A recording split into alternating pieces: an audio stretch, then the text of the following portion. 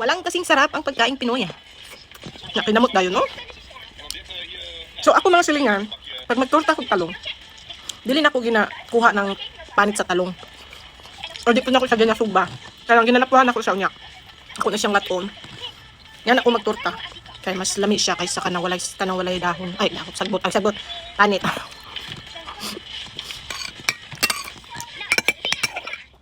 Ito yung mansi.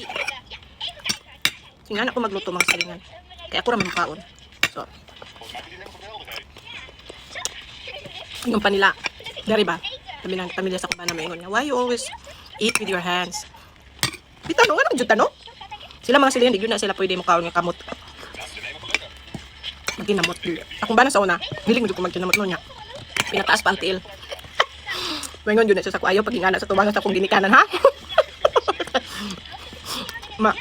Makurat nga si Umag.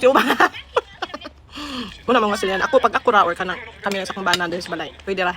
Pero pag ito sa, pero sa di yun ako di kaya na makatawarag akong mama sa akong bana. So, mo gyud na ako ang kanang di kanang saba nakasanayan na ba no?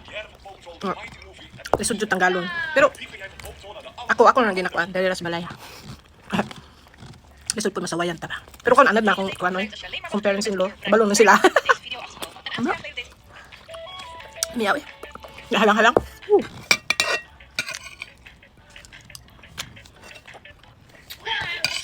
Hurot ang bahaw. Nahurot ang bahaw. Hurot ang bahaw. Nga, yung tagpi.